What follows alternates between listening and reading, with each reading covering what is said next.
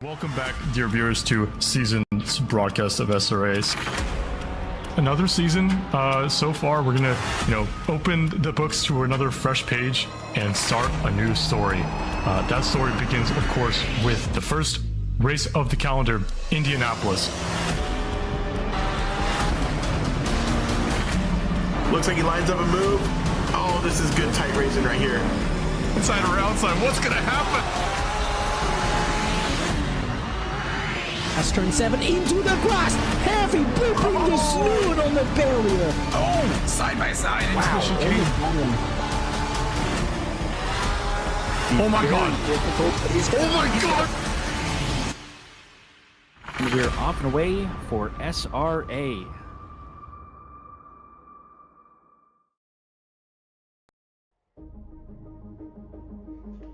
Hello, SRA, and welcome to a new episode of Season 18. I am joined here tonight by Alexa.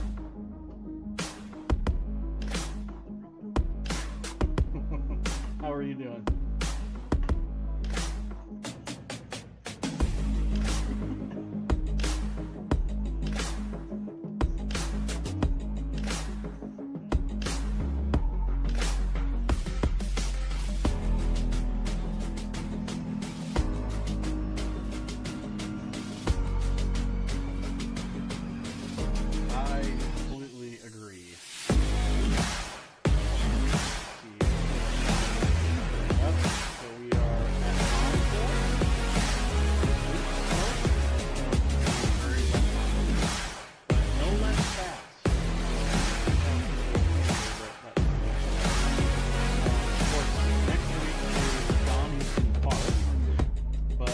Everybody has to survive here first.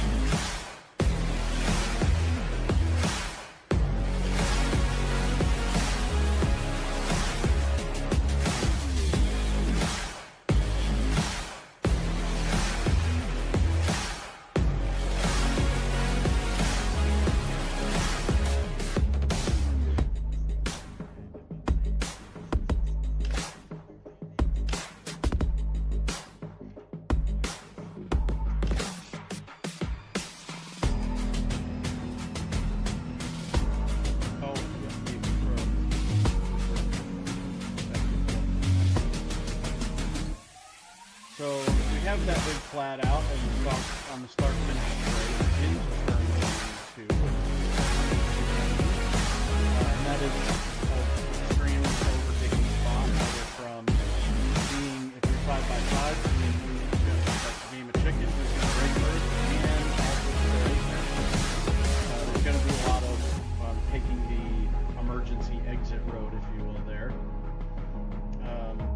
I expect, in last night's race, we didn't see any actual incidents in the chicane. What happened was, from the accordion effect, the incidents actually took place on the straight considerably before the chicane. So when Trey and I were watching, he was watching 1 through 10, I was trying to watch 10 backwards.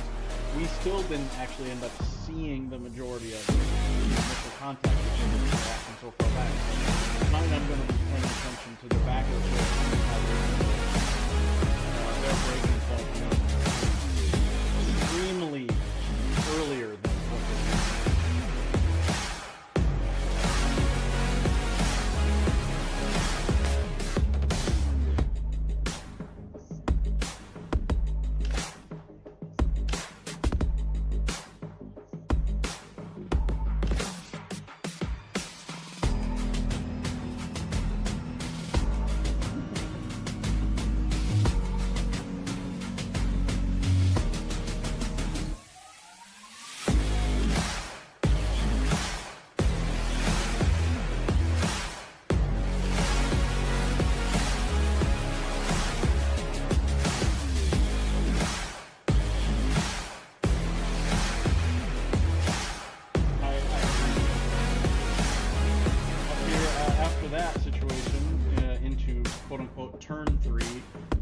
mind as many times as I've driven this, it just seems like it's a straight. I mean, you just mash the gas and drive all the way up to turn 4. I don't know that I've ever had any reason to have an issue at turn 3. I think it could happen if you bump wheels wrong, or maybe take the grass. I don't know what it would take. That brings us up to turn 4 5. Another chicane, a very hard braking zone. Some more overtake opportunities there. That turn is not as forgiving as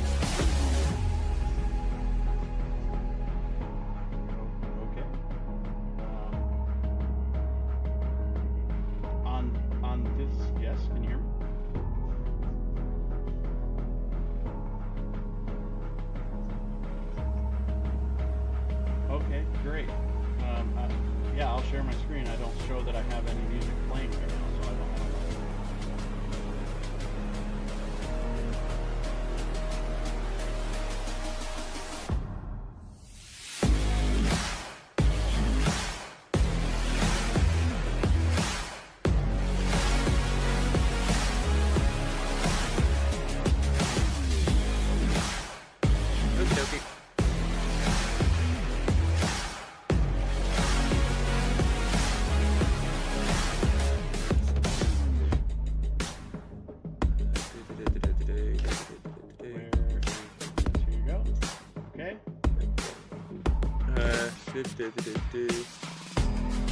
Yourself talking, right? Yes. Wait. Music. Where is? Oh. Is it? Blah blah blah blah blah blah blah. Hold on. Wait. Yeah. No. Where is it? I don't have any music playing.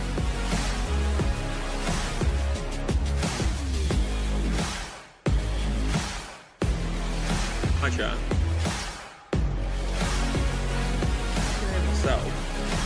Yeah, the music is somewhere. Hold on.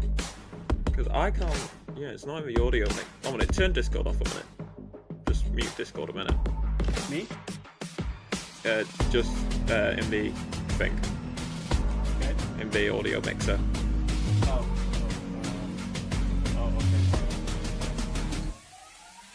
okay. Yeah, in the OBS audio mixer.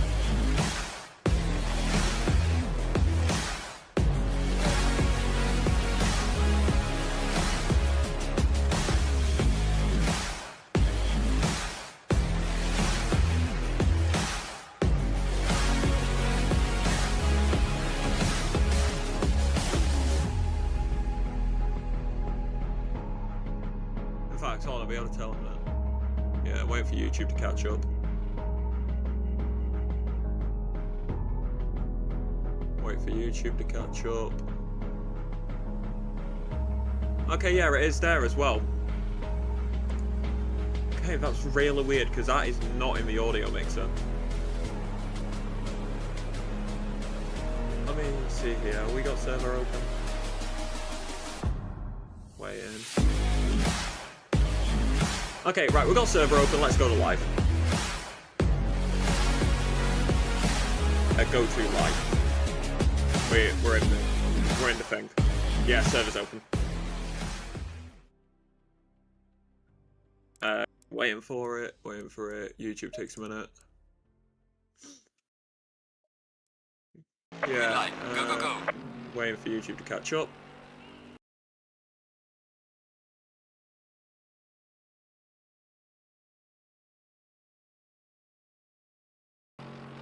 Okay, there's no music on live. I don't know why that was.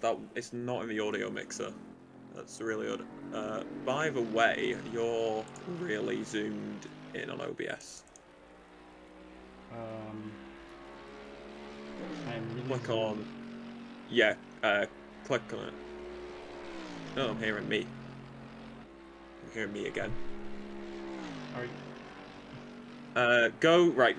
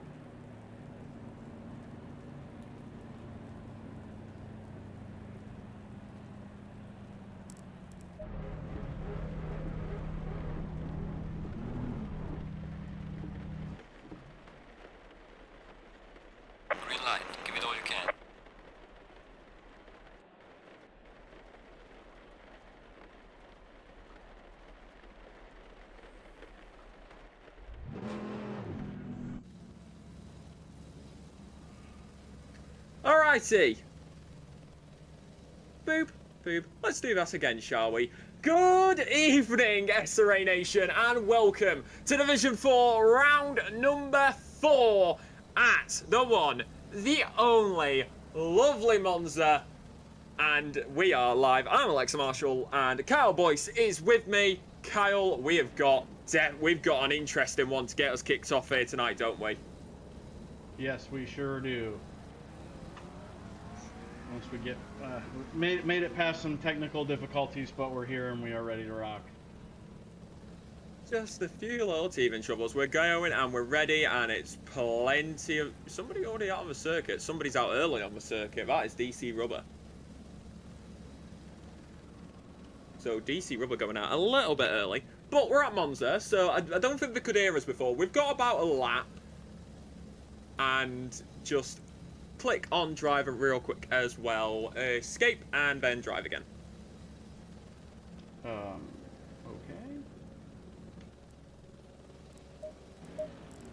And we are ready to go. So DC Rubber making their way around the circuit at the current moment in time.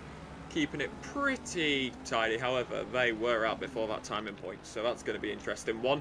Lenu Gold is the first driver out on the circuit tonight. The 112 in the Mercedes AMG as it makes their way round the circuit and towards the rest of these lines. Lenu Gold continuing to hold it pretty steady at the moment, but this is another thing. It's pretty wet. So how do we think that's going to fare into this one? I have a feeling that we are going... It's going to smooth out pretty quickly. If everybody can make it past through lap 1, I think it'll be fine. It seems like most people have practiced pretty well this week, and all the pre-race interviews I did have been pretty... everyone's been pretty confident about making it around without too many issues. Yeah, so first run's going to be happening here. It is wet. It's going to get wetter. So here's the thing with this one as well. We are on a wetter... The circuit is going to get wetter. And it's 22-degree ambient, 26-degree track temperature right now. But here's the question for this one.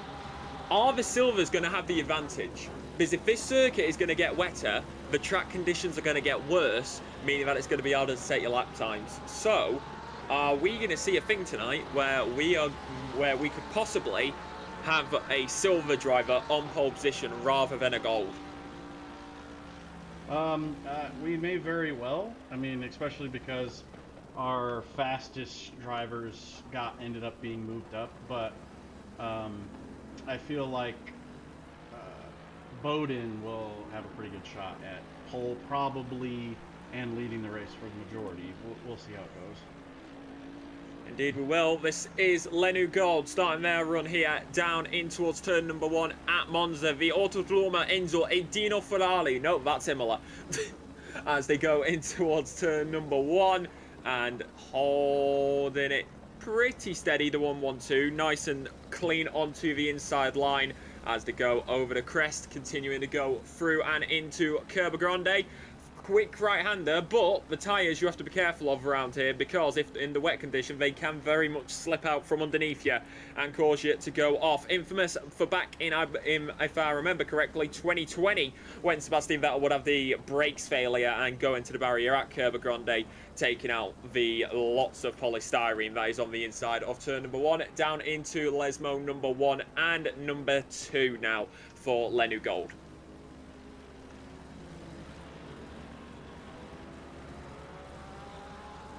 So these drivers doing everything that they possibly can, make it all the way through. If you are watching live on YouTube, don't forget to hit that subscription button. It would be greatly appreciated. Not only do you have your D4 action coming your way on here, you have D3, D2 and D number 1.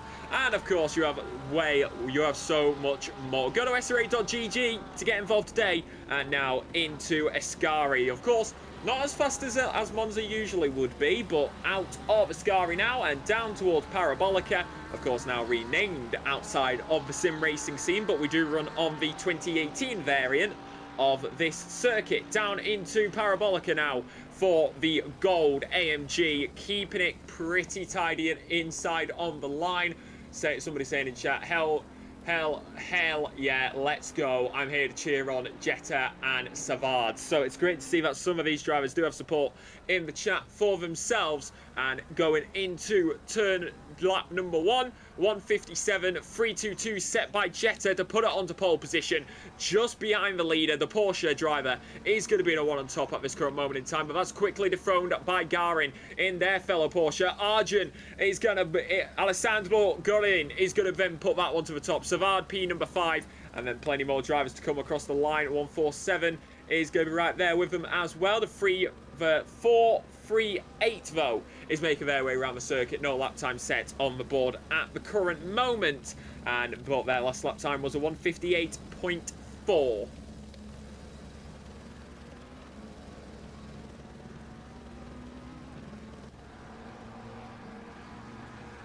Everybody's increasing on their previous lap. ISIP is currently up the furthest, about 7/10. Indeed, they are keeping it pretty steady. I mean, don't forget, we do have a split qualifying session. We do have a split qualifying session. We've got to keep that in mind at the end of the day, because anything is going to happen around here. Like, one little mistake is all it takes, and that can be that for your qualifying time as we make our way around this circuit. I mean, can we just appreciate it? It is Monza, and these drivers are putting everything on the line tonight.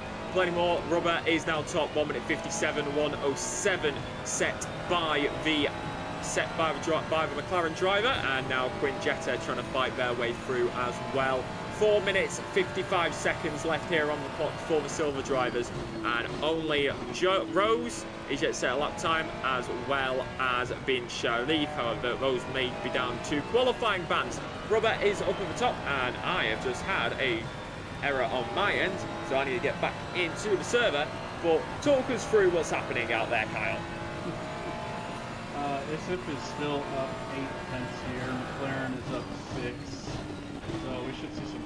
Their Mayer's up second and over a second and a half. So I think we're going to see some pretty big movers in the top group here. Second, James Savard had a 6.34, which is pretty quick. I was talking last night about how the Porsche is, I keep hearing, supposedly very good in the wet, and he's showing its pace right now. So yeah, well, you know what's also good in the wet, and here's the thing: a lot of people like to talk about the Porsches in the wet. I don't believe we've got one on the grid tonight. I will double check when I get back in, but the Honda as well is one to think about at the end of the day. Like, that car is a whole nother beast in the wet. It's all right in the dry, but in the wet, the Honda is another thing entirely. But unfortunately, no Hondas on the grid tonight. We've got the Ford Mustang, a singular Ford Mustang out there in the pros, and then a few Beamers, a few Mercedes, mainly Ferraris and Aston Martin and McLarens, as well as a few Porsches. 2 Porsches inside of the silver class, and then in the gold class you do have 4 Porsches actually, that being Elira, Farrell, Mummery and Lueng. So keeping those in mind, you got to remember that anything that they do could play into that wet factor as well, but we'll keep an eye on that one. 2 minutes 50 seconds left here on the clock at Monza, well, for the silvers.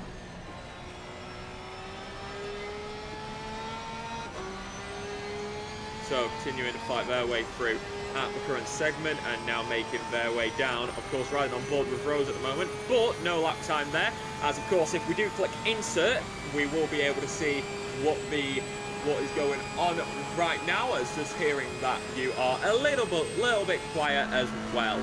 So just a little thing to point out as we head down to the main straight, and going towards the line here, it is going to be across for McLaren, in the McLaren P number 9 there. So pretty tidy for the McLarens right now, but Savard is up at the top, and that looks to be, if this keeps on if the track keeps on degrading like it is at the moment, there is not going to be any improvements for these drivers. yeah, Denny's holding his position here in silver at least.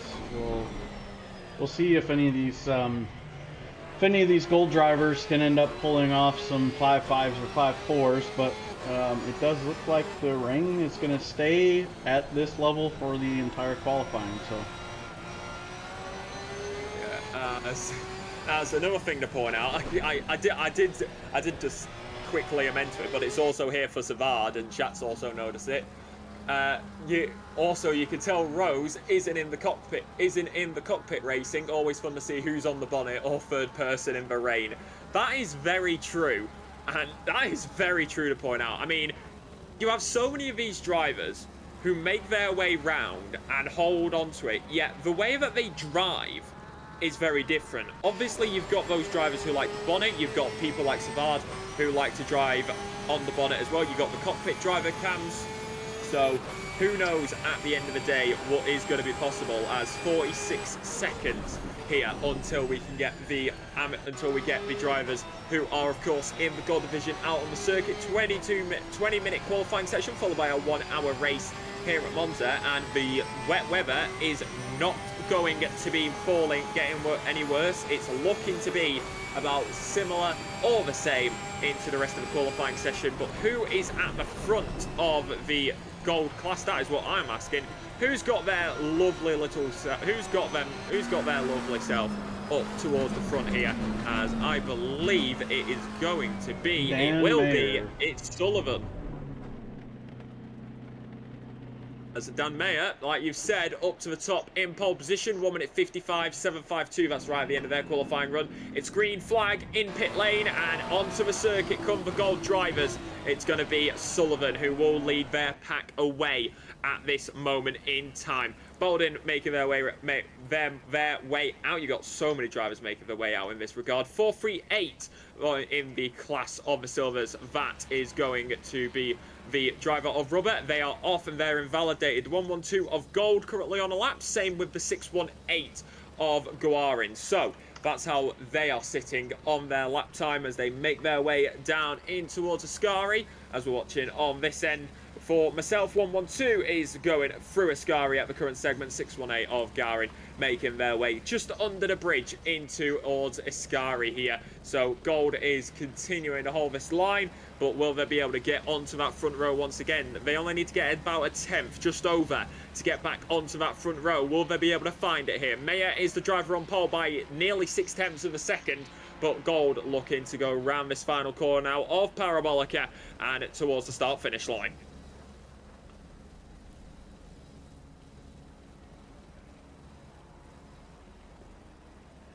And that's front row again for gold. So that is going to be, I wonder how that will stick out now, because that's definitely going to be an interesting one. The 617 is Sullivan, of course, there at the front as they head out of Ascari. The Ford Mustang in the wet. This is going to be an interesting one here, Kyle. I agree. I actually should have paid attention. I could look it up now at what manufacturers wound up in the top, but you know, it's very much driver related. I mean, if you're really a top tier driver, you're going to drive any car probably at that level around here. So yep, first run begins for the 617 in the Gulf livery. Of course, if you haven't already, you can go back and watch the reveal stream over on our YouTube channel. You'll be able to find it there, and it's absolutely lovely. You see more than just the D4 liveries, you can see all the other liveries. So be sure to go and check out that if you haven't already. This is going to be Monza though, wet track, 22 degrees Celsius, 26 degrees Celsius on the track surface, 22 degree ambient of course. Rain is on the radar and is going to continue to fall, but not at a heavier rate. It's staying pretty consistent. Obviously, Kyle may have the Fahrenheit conversion for the temperature. You know, you would think so, but I don't. I still have all my settings in, I still have all my settings in Celsius. Well, when it comes to racing, I know that like it's so very like, I don't know, I guess as an American you would say foreign coded, and so I just leave it like that, because if people are going to be talking to me in meters and Celsius, I should probably just, you know, understand that.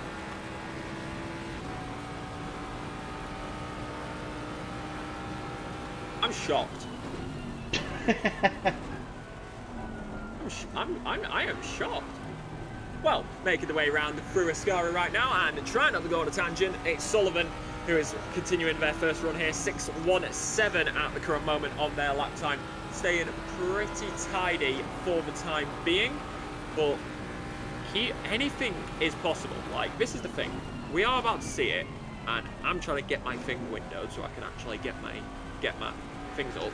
But round the final corner now, as we go round this circuit, and this is going to be Sullivan who's going to come to the line. Mercedes just behind him as well of the 5.2. Sullivan P11, Baldwin P2, 0.255 off that top time. So that is how they are sitting at the current moment, and in towards the braking zone through the first corner. Also going to have Pellerin, who has gone into P number 6 there in their Aston Martin, the British machinery. The German engineering of Yang is now P number 11, as that is going to be Ran, who is going to be P number 7, hidden behind my little overlay for a second. As we go for the rest of this one, Laugen, Lender, as Laugen's actually set a lap time, 3.766. Leder, Farrell, Alira, and Heron are not on their current laps, as I am trying to remember. I do remember a Rose. This was a few seasons back, because this is the thing about SRA. We've been going for so long now. We're 18 seasons deep. You have so many drivers who are both new and returning, or they have been here the entire time. Like, I know, like, I came at the start of season number 11, and I know I've been on and off, but you've got drivers, but you've got other people in the commentary crew, like Selena Boonstra, Stephanie Fisher. They have been here for they've been here for years. And Kyle, how long have you been here? I've been here for 6 months. 617's at the moment. I thought you were here. I thought you'd been here longer, to be fair. As Pellerin is still making their way around the 164. 5 minutes left here in the qualifying session, so making it pretty consistent. Down in towards the braking zone for Parabolica. The 164 round the final corner at the current moment. And now towards start-finish line, holding it all together. And will the Aston Martin be able to do anything this time round? Pellerin is going across the line, and that's pole position. 1 minute 55, 5.95. A British car in British wetting, British-esque weather. What more could you ask for? I don't know, like a German car.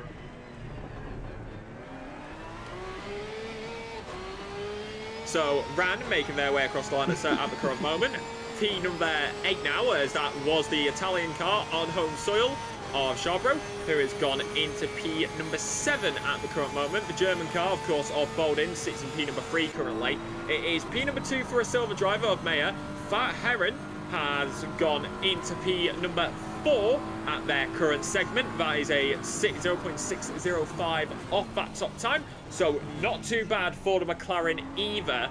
And the closest Porsche is going to be Alira, as they make their way around in the 771 in the Porsche, and they're P number 7 at the current segment, 0.732 off the top time in the classic Porsche livery.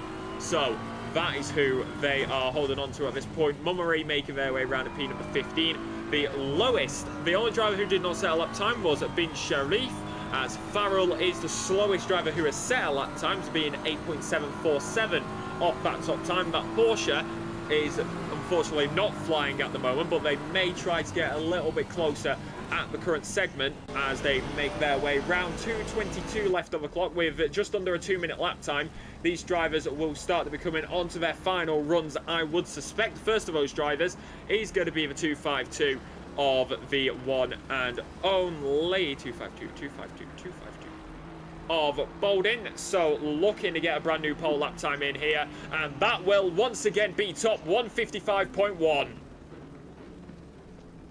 Jeremy Ran is improving about a half a second, and if so, he's going to be hopping right up there, potentially into the top 3 if he can keep it together. Maybe 4th. Oh, there we go. into 4th. Nice. So that's how they are going at the moment, as you just seen Gilchrist, who has just gone inside the top 10. So it's a pretty nice mix inside the top 10. You've got Bolden here with 1 minute 23 left on the clock. It's Bolden leading, followed by Pellerin, then Mayer. Mayer top of the silvers, Bolden top of the pros, of the golds. So keep in mind that if they are a white or black number plate, then they are a gold driver. If they are a grey number plate with white number, they are an AM driver, and the AM leader's just been put down into P number 4, as that's leaders who's just gone into P number 3.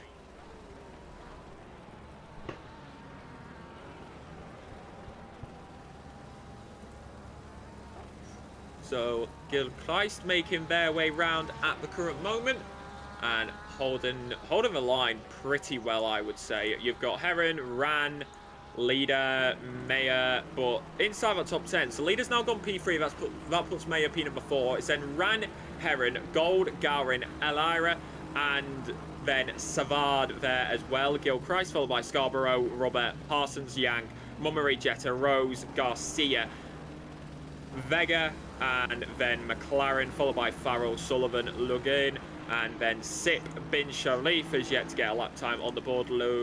Then, of course, Leung has gone into P number 24, no longer last. And in 3, 2, 1, Kyle, we've just gone checkered.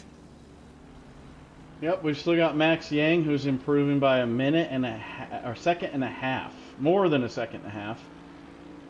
So he's going to move up there quite high. He was banging on the door.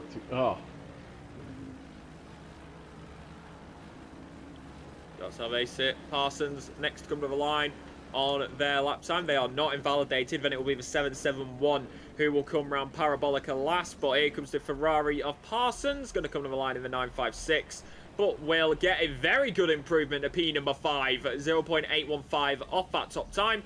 And then Farrell is making their way round as well. They are yet to invalidate. 127 also yet to invalidate on this one. You've got quite a few more drivers. Leung, who's making their way round. Farrell will come across the line, and they will get an improvement up into P number 15, 127, making it round this corner, making it round Para at the final few moments, and then the 127 will come to the line, 3.247 off that top time at the current moment, and gets an improvement, but no extra position, finishing 2.922 off the leader. The 252 will be the next to the line, but looking at that, it's all secured, and it will be, you got your wish, Kyle. We got German Engineering on pole position because it's Bolden who's on top.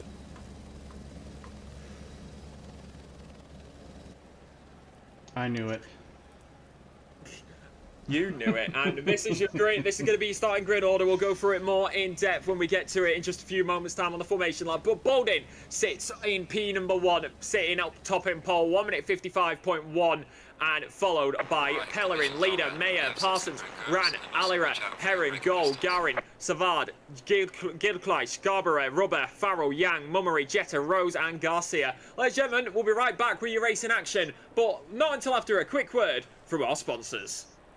A huge thank you to our SRA sponsors and title sponsors for supporting us here at SRA, as well as support from Documise, a modern business solution for product management. Go to documise.com to learn more today. And support from Retro Saga, a North American based gaming company that provides accessories for your favourite classic systems, including Nintendo, Sega, PlayStation, and much more. Enhance your retro gaming experience today at retrosaga.ca. And a big thank you to our affiliates, Track Racer. Experience redefined gaming with Track Racer's high quality sim rigs and accessories. Use code SRATE at checkout to support us. Armamentario, a toolbox for ACC that will enhance your chance to win. Enjoy a fully customizable and enhanced HUD to change the way you experience ACC. AT3D Sim Shop. Upgrade your sim racing experience today with premium 3D printed accessories featuring precision crafted magnetic shifters, sleek cable management solutions, versatile stream deck mounts, and immersive dashboard displays. Their innovative designs enhance performance and style, elevate every lap with top-tier quality and craftsmanship at at3d.net. Go Setups, premium esports setups for everybody. Use our affiliate link on our Discord and take your drive to the next level. Castle and Cauldron, a home-based crafting business specialising in handmade Harry Potter, Fantastic Beasts and Fairy World collectibles. Magic wands, potions, mini dioramas, wall decor, costumery, cosplay and much more. Castle and Cauldron is where crafting meets the magical. Visit facebook.com/Castle Cauldron. And from KP Concepts, your source for custom automotive renderings, graphic design, and printing. We spend countless hours making you look all good for the spectacle. Check out kpconcepts.com for more.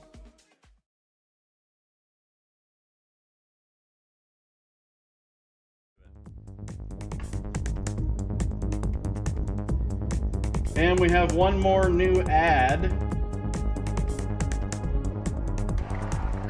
A sponsor for today, and I am going to I will tell you about it right now. Echoes of Nox, explore an abandoned space station as you uncover the secrets of why you were left behind. Fight with 3 AI factions and reclaim the station. Wishlist Echoes of Nox on Steam today. It releases in Q2 of 2026.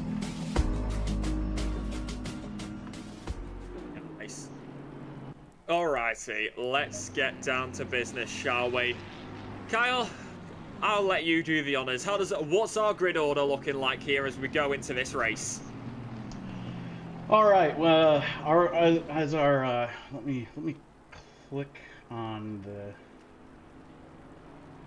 actual drivers here. Okay, we've got starting out on pole we have Matthew Bowden, and second we have Pellerin, and third we have Leader. That's going to round out our top 3 there. Mayer, Parsons, and Rand in 4th, 5th, and 6th.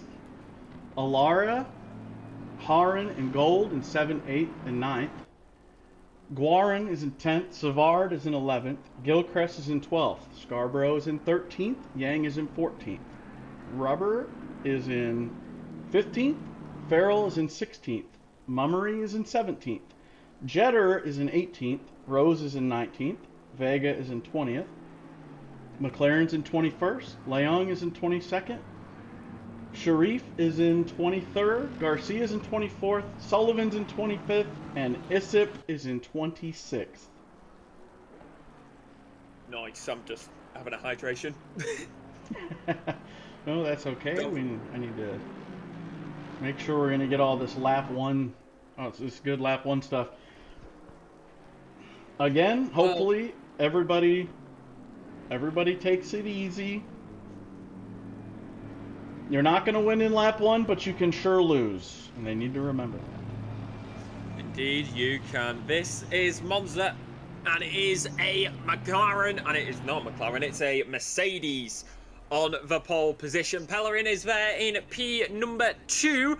Late, so then the second row is also there. Top of the silvers is, of course, Mayer. So, we got Monza, we've got Parabolica, and I always did this in the past. Kyle, who are you predicting for this race?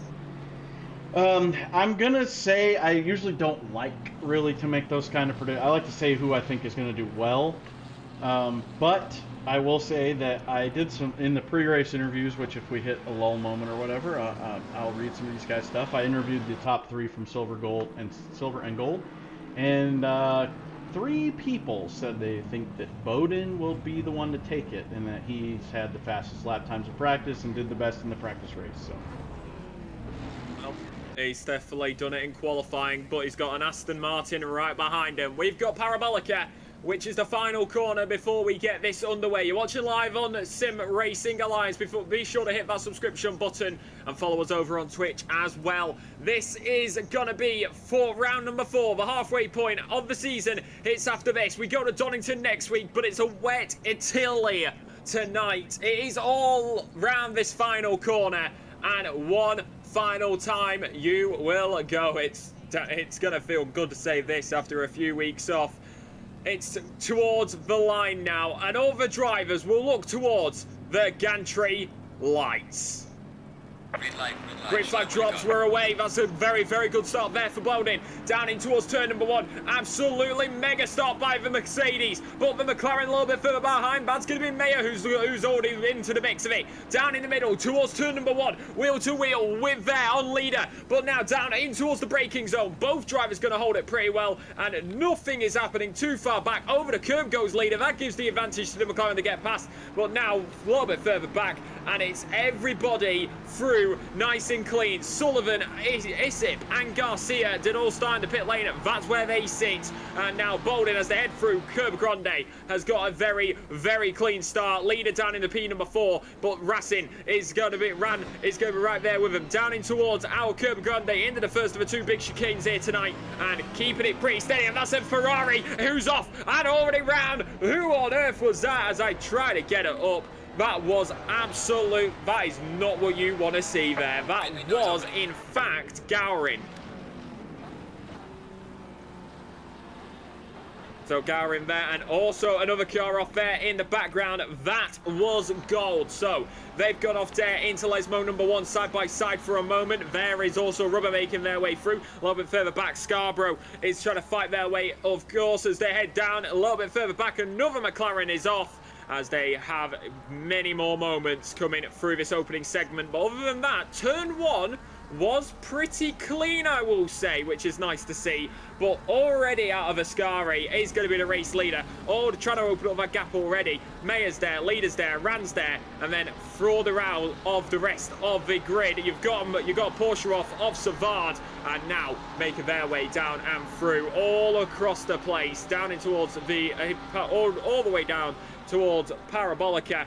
But apart from a few incidents here, as we've got Vega, who's just flying past in the background there to get another move done. Oh, that is a Mercedes round. That is going to be the one and only, as I get it done. That is gold. Gold is down and round in the 1-1-2. So that's what's happened there in that segment. I'll try and get a replay and get more information on that one for you. But at the current moment, at the end of lap 1, Bowden leads, followed by Perelin and Mayer. We were actually watching that on the main screen when that accident happened. Yeah, well, my perk is I get to watch it in slow motion.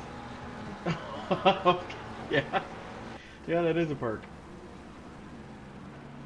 I might be able to do something like that, but I'm afraid I break everything, so we'll watch in fast motion. Bowden is out front here with about a second lead already in this race, which I believe Pellerin did predict, so he knew what he was up against. Yeah, I'm just...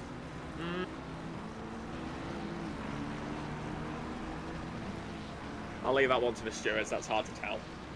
Everybody's kind of spread out here. We've got... I mean... Yeah. No, I mean, by Ooh. nearly a second, pretty much everybody that I can see so far. I don't see anybody within the same second. Well, we do have Rubber at the moment. Rubber trying to fight their way through. They're currently in a 4-car fight here as they make their way around the circuit. So, trying to get this up on here. Don't know what that says. That. Okay, there we go. Got it. So Alira, Rubber, Garin, Farrell are all in this fight a little bit further back. Alira's got a little bit further ahead, but the Ferrari of Garin is in the mix of it. 618, that's deep there for Rubber as they make their way through, battle to get inside the top 10 here. Ferrari of Garin going to try to go for the move. 618 is going to be in it, but we all know what a McLaren versus a Ferrari is like on a straight line speed. Maybe helped out a little bit by the rain, but 1/10 faster that lap there as well for Garin. Well, gonna slot in behind us. Oh, that is gonna be Scarborough, who is into the grass for a moment, and then side by side a little bit further back as well. You got Bin Sharif, and off into the barrier goes the McLaren of Vega, and almost, and it will take out. Rose is gonna try to take evasive action, but gets hit in the back by another driver. That was Gold, who went straight into that one. Now Yang's going to get caught up in it as well. Sullivan just about avoiding it, coming back onto the circuit, and off. over the curb. Isip takes evasive action, but just a domino effect here at the back of the grid. That was just a domino effect. That took out, I think, about 6 drivers there. And back in this fight, Rubber, Farrell, and then Savard as well. Gowron's got a little bit further forward. You've got Scarborough, who's in the mix of this one. Porsche action, as Rubber is going to try go for an up and under, but it's getting very tight as they head down towards Ascari now. 4 abreast, 4 square, in towards Ascari. This could never really go well. Rain will start to dwindle a little bit over the next 30 minutes, do keep in mind. Down into the brakes, and that is on Rubber straight away. You do not go for a move. You do not get on the inside that late down in towards Ascari, and that is going to cause even more. That's going to cause even more to happen at the back.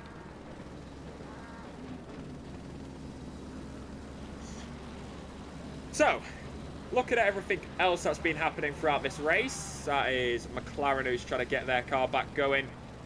That is major damage there for Vega. That is not what you want. Sullivan on Rubber right now. We had another contact back there on a rejoin. Yeah. Leave it to the stewards. That is what I will say. And down towards the main straight, but further forward, it is pretty consistent. The top 5, at least, in fact, the entire top 10 really, are staying pretty steady together as we approach the 10-minute mark. Here at Monza, we've got Laugin, Jetta, and Scarborough, who are all in this fight now. Two Porsches and a Ferrari heading through Curva Grande.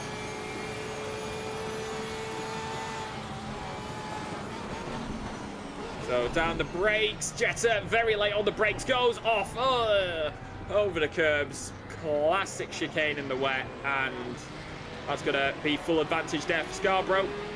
Scarborough inside 1, gets another into Lesmo number 1. That's move clean up into P number 13.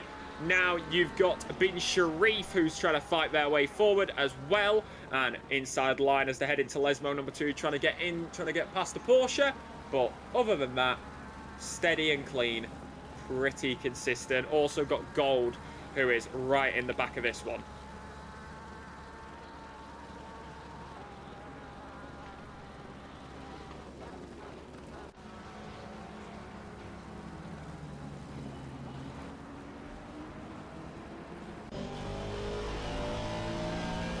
So many drivers having amazing fights. This Lenkin now trying to defend once again in towards Parabolica. And Lengu trying to make it done here. Inside line. But pretty steady. Leg on the outside. Keeping it. Keeping it. Keeping it. And steady as you want. Clean and done. Still on the main straight. Scarborough is still with this one. As that is a car coming out the pit lane. That was incredible. Talk about close together. Bin Sharif right now. Inside line, but backs out of it. Leg is going to get that move done. Who was that coming out the pit lane? I believe that was Yang. So picking up the damage earlier on. Pit stop is completed there for them. Sullivan, Rubber, and Isip all in this fight as well. In the pit lane is McLaren, Savard, and Vega. So they're fixing their damage. Whilst further forward at the top 10 is staying pretty consistent as we nearly 10 minutes deep into this one. Once it's done, we will remind you to subscribe today and hit that bell for notifications so you get notified every single time that Sim Racing Alliance does go live, and then through the chicane and down towards Parabolica again. I mean, if we're looking at this right now, Kyle, is there any doubt, unless something major happens, which it is possible from what we've seen, but unless something major happens, it looks like Bordeaux's going to be leading this race, or Bolden, I should say. At least until the pit cycle begins. There's always a chance whenever the field gets mixed up and we get blue flags and, you know, entrances and exits out of the pit, that's when these type of issues can happen. But I mean, You know, I don't know. In last week's race, the leader basically ran incredibly fast and several seconds ahead the majority of the time. But he even told us in the post-race interview that the last like 7 or 8 laps or so, his tires were pretty fried, and if it weren't for some mistakes behind him by a couple of other drivers, that he thinks they probably would have caught him because of how poorly he was doing. So, you never know. It's not over until it's over, and there's a lot of race left. Yeah, indeed there is a lot of race left, and I mean, either way we look at it, anything is possible. And I mean anything is going to be possible around here. So as we do continue around here, down in towards the brakes, and holding the line pretty quickly, just clean, tidy, lovely racing. And that is going to be DC Rubber off down at Parabolica. Not Parabolica, turn number 1 and 2. I spoke too soon, unfortunately.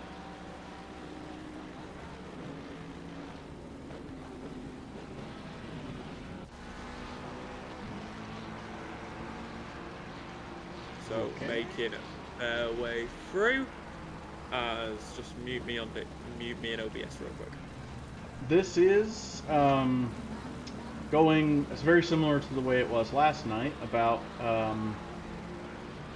the majority of the issues that we've had have been kind of like self deletes or kind of losing the car and been independent offs. We've had a couple of incidents of contact, but I think especially as it goes later and later into the race, I think it'll probably be a 95% split on single car offs will be the majority of the incidents, hopefully.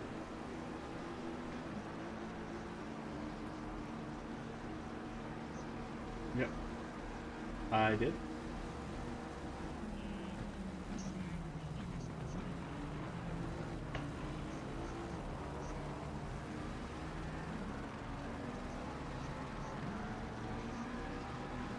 Just a moment here where we've got some technical difficulties. I'll be right back with you.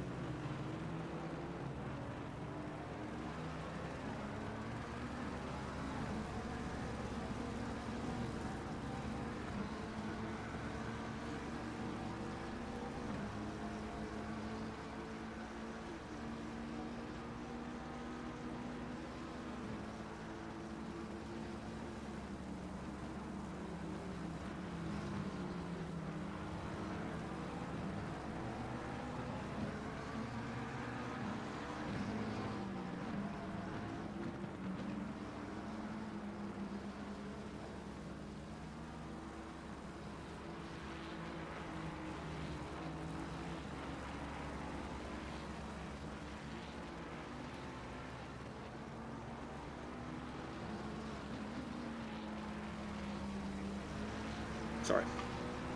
Sorry about that. I think we got it worked out here as we have a slight yellow flag, but I think he just outbroke.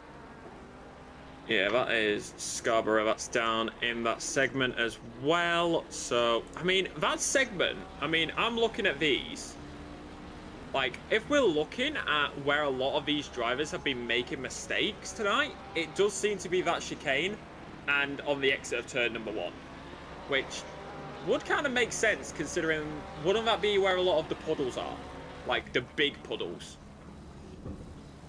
I would think so, but we got another off here from Rubber. We're having issues in different areas than we had them last night, that's for sure. But also, there's a lot more rain. There was not nearly this much rain pretty much the whole race last night, and maybe that. I mean, have you seen the amount of puddles in the gravel? Oh yeah. That's how we know it's bad. When you start to see puddles in gravel, which we will remind you, they aren't. We call it gravel. They're big. They are big rocks. Like that is not normal gravel. So this is Heron making their way around at the moment, and Sullivan. Sullivan just getting a pass on the pit lane here, as I'm trying not to sneeze. And Sullivan is pretty consistent, holding the line. Ran is a little bit closer, about 8 tenths at the moment, but other than that, 7 tenths, as that is going to be Lung. That was somebody off down at turn number 1, but this is now Ran trying to close in and get a little bit further forward, and you can see that spray coming off the car in front of you. Just Jeremy Ran this is amazing. I mean, like, driving in these conditions is one thing, but being able to battle in these conditions is a whole nother.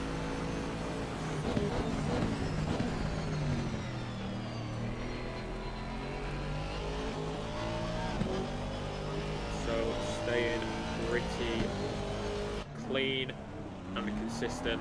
Garcia right now trying to get past just in front, holding the line as well, and just keeping it steady. I feel like, I think this is going to be one of the races where it's going to be very clear it's a strategy type race. You've got to play your strategy the best to be able to get some good overtakes, because Monza in the wet is not fun to try and battle on. I definitely feel for them. I know that they're not having a very good time trying to battle, because you can't predict potentially, especially because we're in D4, right? So everybody has a little less experience, and they may not know in this wet of a condition where their break point is.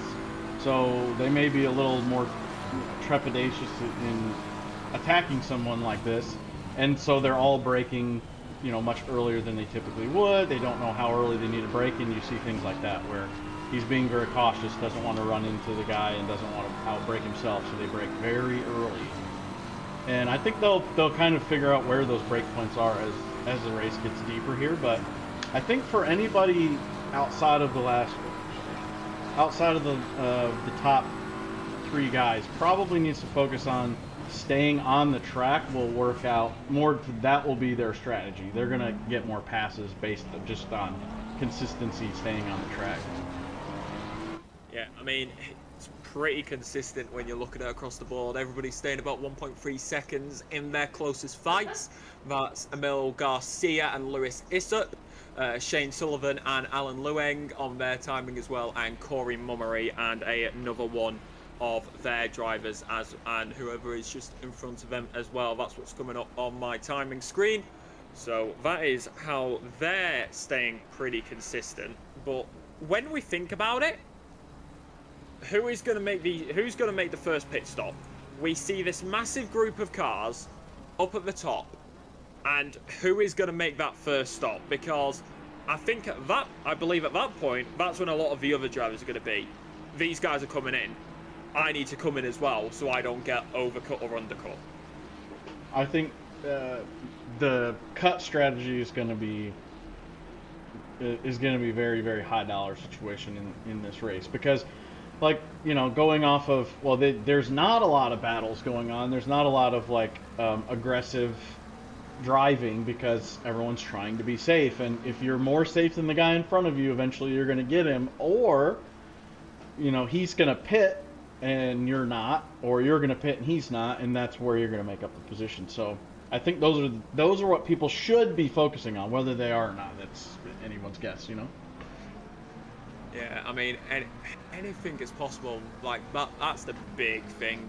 Anything is possible, and you can never really say much about it. Jeremy Ram, right now, making their way through a little bit further forward. That's what I'm seeing on my timing tower. And looking at it right here as well on the big screen. And Ran is just pretty clean, keeping it steady. Looking forward, trying to get it. We're approaching about 35 minutes. That's when you start seeing majority of the pit stops. 35 to 25. That is usually the definitive moment. 35 to 25. That's when you see 90%, 95% of pit stops.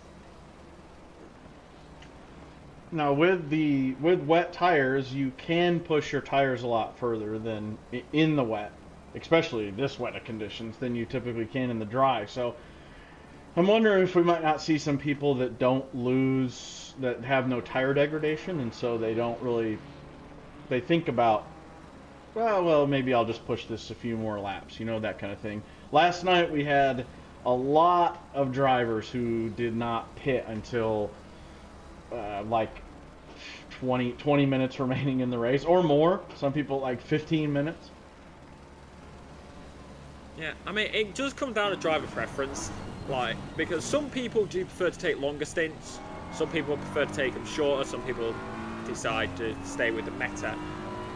So, I think that's good. That's the definitive thing always, isn't it? It's always down to what the driver does, and you can usually predict it by their style. But this is Garcia now trying to go for the move down in the parabolic here, ends up backing out of it.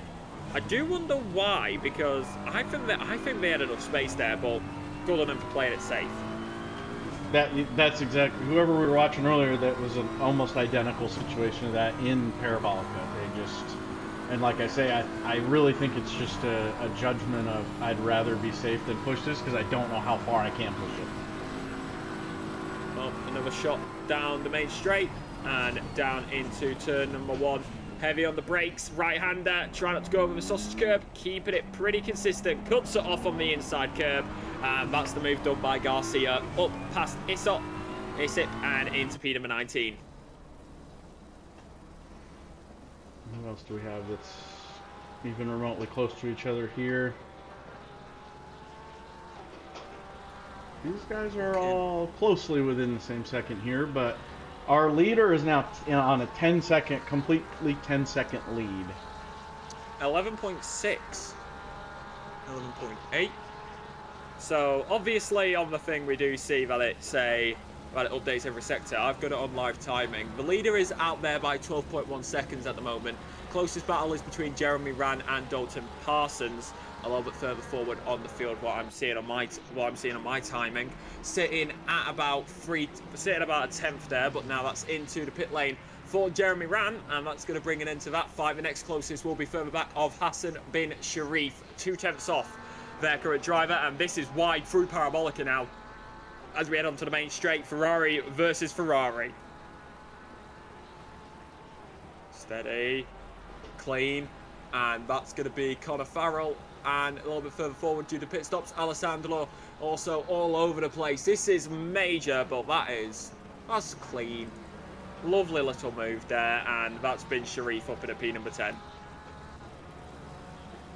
Nope. Oh, nope. No. I spoke too soon. Well, he's giving him the position back.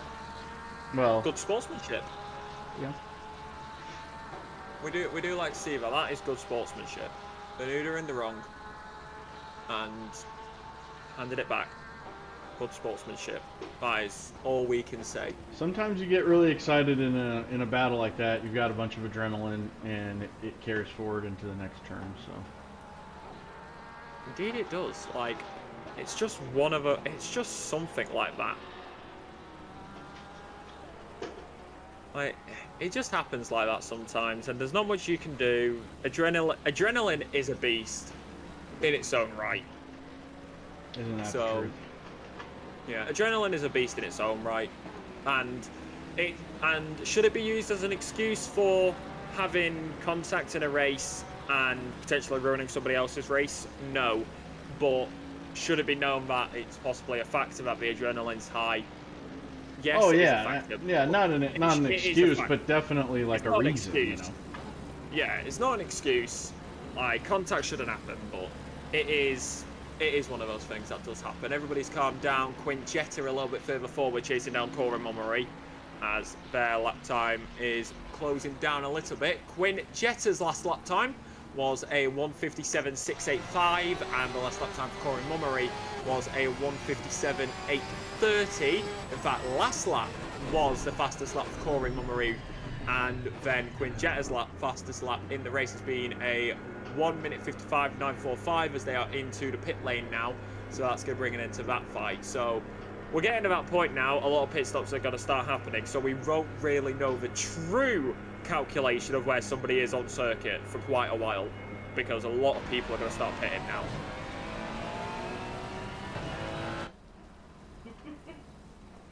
Our gaps between drivers are steadily spreading out. Slowly and steadily. And Jetter's, a couple of these guys now, it looks like they're going for an undercut because we have not had many pits. Yeah, I mean, it is wet, and I do feel a lot of people are going to be a lot smaller. Like, they're going to be looking for those longer stints, take these tyres, and this is the thing, you mentioned it earlier. What are the pit stops going to look like with taking tyres? Because if some people decide they don't want fresh tyres on them, they're just going to take the used ones to the end, that's going to give them a big jump in the... actually, no, then again, you may have to change tyres. I'm trying to remember the rules there. As Yeah, no they fuel, make but you have to their change way. tires. Yeah. No, yeah, exactly. So, pretty clean. Clean, tidy, bolding, making their way through. Consistent up at the top. Lovely driving from them tonight. We are definitely in the part of the race where everything's calmed down. We do have the fights. We have Alessandro Logarin, who has Lenu Gold, Alan Lung, Shane Sullivan, and Danny Scarborough further back, all within or just over a second of each other. In fact, Lenu Gold, as they made their way through, as Lenu Gold comes into the pit lane now. So that's going to give everybody else a pretty big jump. But like we said, leader out there, consistent, 13 seconds at this point on live timing, 12.9. How big of a gap is this going to get? But let's not forget here, Kyle, one bad pit stop is all it takes. Yep. One bad anything, really. Who knows? May speed in the pit lane. This is Sullivan. And we're looking right now, Scarborough is on the outside line, continuing it through Curva Grande and in towards the braking zone for the chicane. Inside, assistant. Oh, little tap, bump. little tap, little bit of. Well, I mean, if we're taking the regard, it is a bit of a NASCAR circuit in some way. This is Sullivan still trying to go against it, but Scarborough keeping it pretty consistent. A little bit of bump drafting there into the chicane, but maybe a little bit too much push at the end.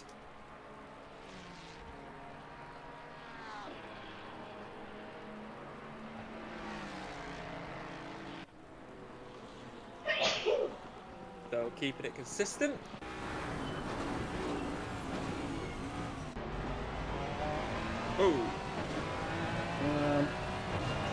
Oh, Ian is at a bit fine now. Shane Sullivan a little bit further. Okay, just across. Yeah, just It's across alright, the it's happened to chicane. all of us. It's happened, yeah, it's happened to all of us at turn number 1. Like, let's be honest.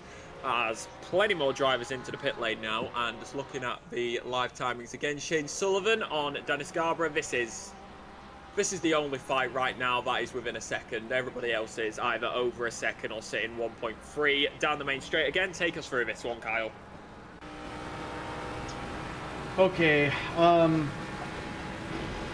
this is not that far off of where we've had some collisions in this type of, well, that went extremely smoothly, and a switchback?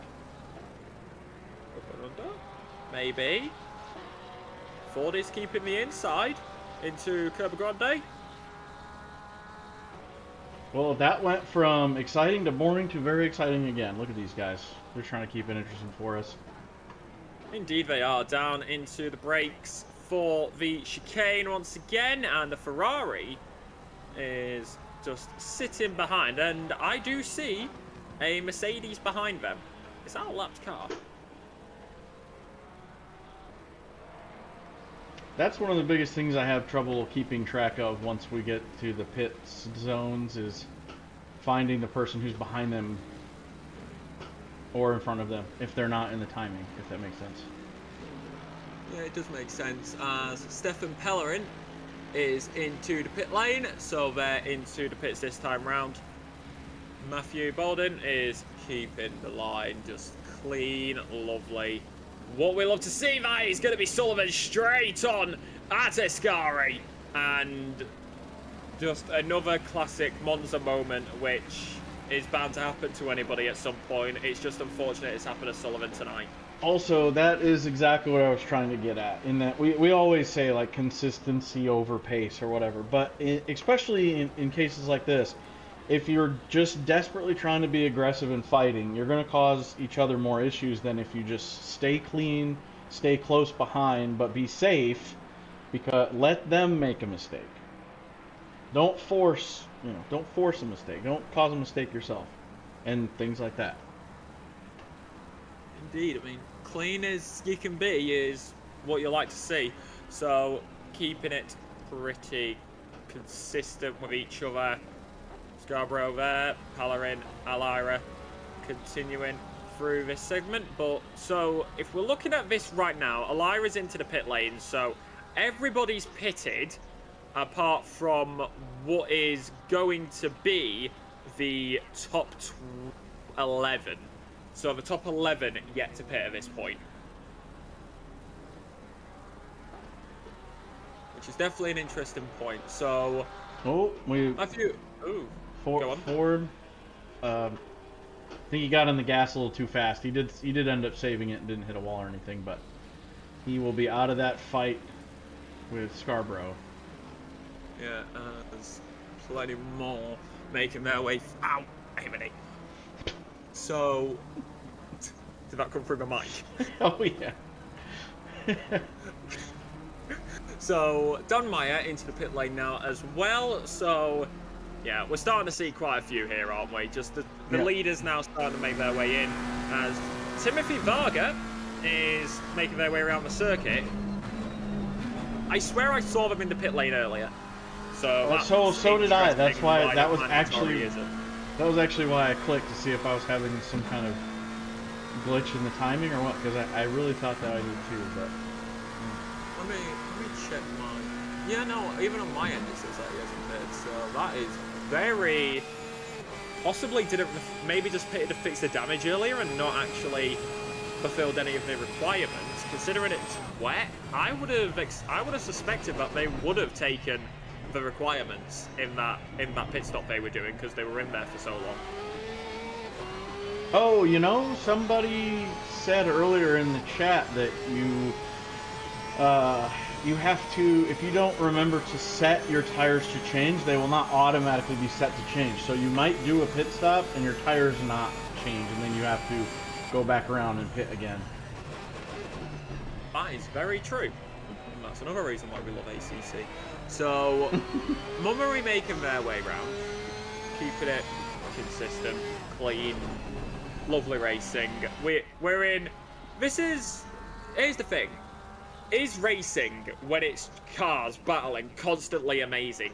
Yes. Is this type of racing amazing, where it's nice and calm and everybody's doing strategies? Also, yes, because the race leader's into the pit lane now. So, this is the big one, as Bruce McLaren is just clean, tidy, done.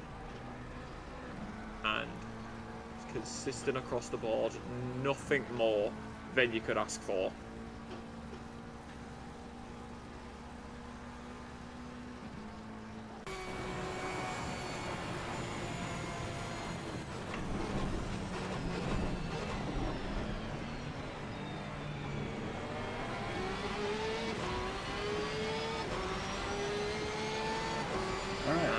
Pull up some of these guys' interview answers that I talked to prior to the race. That'll be very true. We do have Mayer chasing down Pellerin at the moment as well, but no, that's died down. Elira versus Parsons is possible there in the back as well while we get these interviews up. These lovely interview answers. I mean, I thought they were. Dan Mayer. Where is he right? He's in 9th. I asked him, I asked all these guys basically, hey, like, what's your strategy? What are your predictions? What do you think you're going to have confidences or concerns in?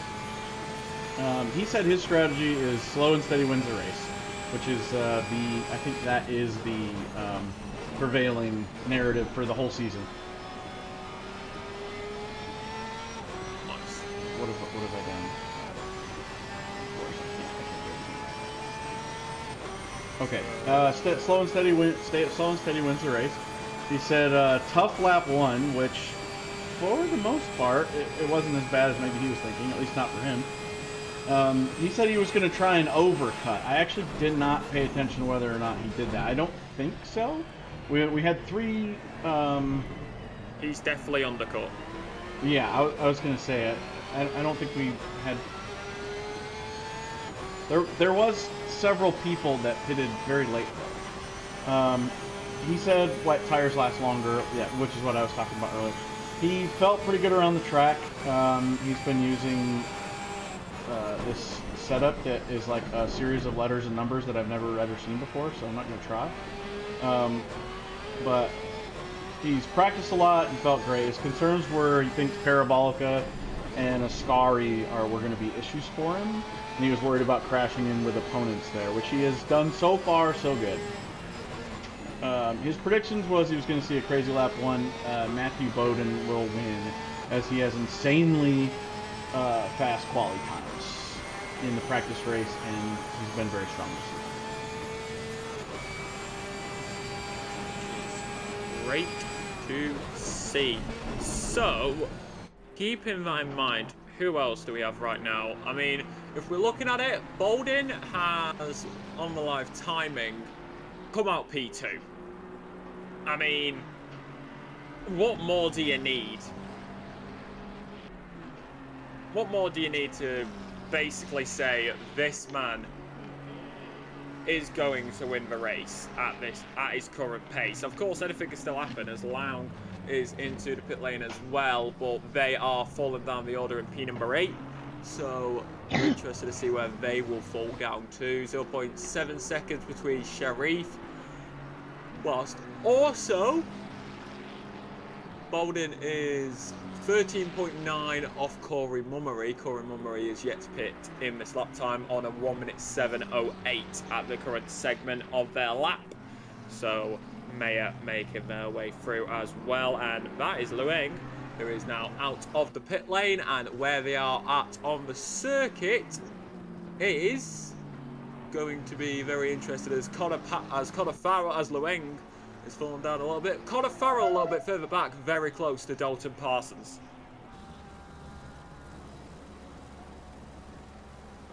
In fact, further forward than we're currently looking.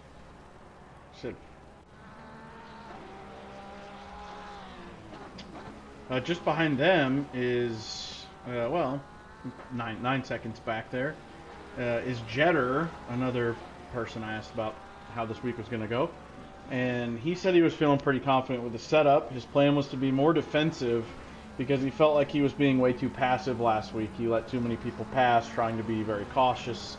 And this week he wanted to make more people work for it, which I think is that is pretty bold to say on a wet Monza track. Is that's the week you're gonna pick to make people work for it? It also may have just accidentally worked out very easily because people are not really willing to work for very much, except for staying on the track and staying in the race. So it's working out for him so far. Yeah, indeed it is. I mean, I think that's the thing.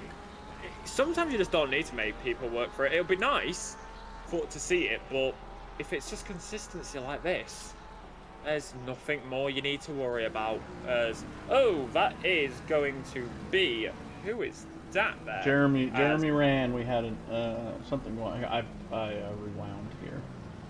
Okay. He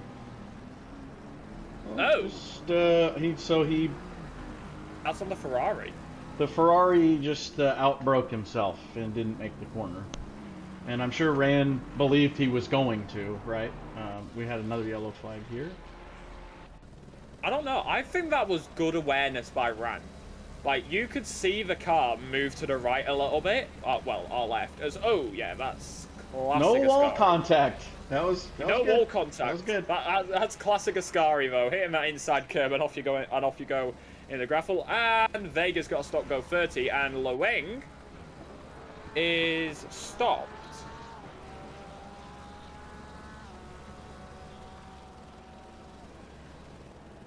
Okay. That is... Hold on, right. Loeng...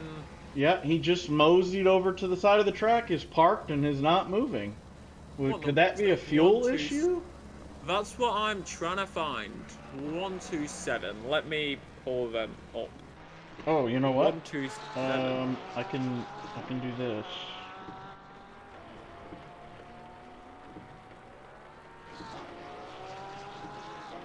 No, I don't know why I thought I was going to see something there, but oh, maybe basic. Nope. Yeah, I'm working in the background. I'm trying to figure out what His happened wheel is there. moving and he's shifting, but he's not moving. So I don't see any lights on or anything either, though. Do you have like if your engine blows up, do you get like a light, like a warning light, like an LMU, or is it? I don't know. I'm looking I've never had it happen. Thing. The car just doesn't accelerate. He RTG'd.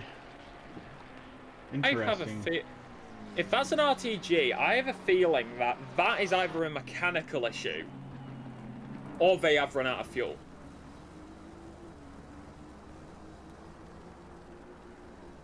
I'm going to ask him. What else could do that? As this is plenty more making their way through, as these drivers do stay consistent across the board, and nothing more there than you could realistically ask for. Corey Mummery is there, but however, it's still yet to pit. So the race leader of Corey Mummery is yet to pit in this race so far, so that'll be interesting. Fastest lap set in the race so far, 1 minute 54.532, set by P number 2 of Matthew Bolden.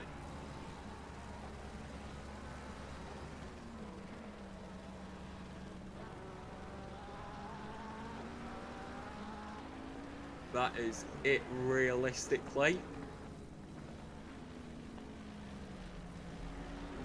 We had a side by side, but they.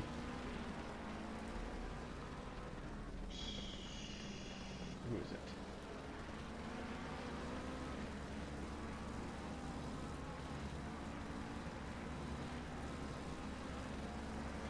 Well, these guys all were very close together, but they've separated. They've let cooler heads prevail and decided to not take too many risks. Yeah, we're in a nice calm. This is the thing, you want nice calm, and I do wonder here, which I'm going to pull them up on my second monitor real quick. How is this going to affect the championship? Because when it comes down to racing at the end of the day, one good race can jump you really high up in the championship, actually. So that's another thing that these drivers will have to be aware of. So 2 of our leaders got promoted. Yeah, so if I go over D4 drivers, so Matthew Bolden is still up top. Jeremy Ran is P2 in the championship, as Lenu Gold is into the lead here. For a moment, that was my software having a bit of a stutter. But, so Matthew Bolden, but Jeremy Ran is P2 going into this race, 172 points. Mm-hmm. But Jeremy right now is only P5. But Xander Andy isn't ahead of him, so it looks like the top 2 is going to stay pretty close together. Tied on points was Lengu and Connor Farrell. I do see a Farrell, and they are ahead, so Farrell is going to be able to get past Allen here in this race. That will get Connor up into P number 5. And possibly, actually, where's Perelin? Perelin stays where they are. So the top 4 is looking to be pretty much unchanged, but Connor will get ahead of Allen here.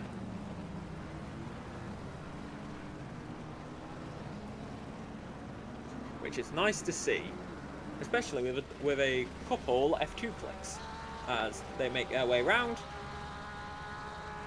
And 13 minutes 30 left on the clock. Unlucky for some, but it looks like these drivers are being pretty consistent. Jean Heron on Neil Leader at the moment in P number 7, in P7, P6. This is the fight as they make their way through. 3 tenths between them as they come out that chicane. Jeremy Ran, I talked to before the race. He said that it's going to be a good race. In the past, he hated Monza rain races, but somehow combining he hated Monza and rain races, but combining the 2 seems okay. So for some reason, the combination of 2 bad races makes one good one. He said he's been more comfortable in practice, and the consensus in the Monday night race seemed to be that Lesmo 2 is where most of the going off is going to happen. We have seen a bit of that. He said he's going to be extra careful and otherwise hoping for a top 10 finish. So far, so good. Pretty good goal. Like, set a nice goal to be able to get inside the top 10. And you'd be surprised what you could do, really. Just having some sort of goal in a race can actually help the mentality of it. As we go down this straight once again, down the main straight, you can see Heron just behind, Leader just in front, and keeping it pretty consistent. Side by, keeping it, inside, down in towards turn number 1, and that's going to be Heron, who's going to get it done clean and tidy. Leader down to P7, Heron up into P number 6.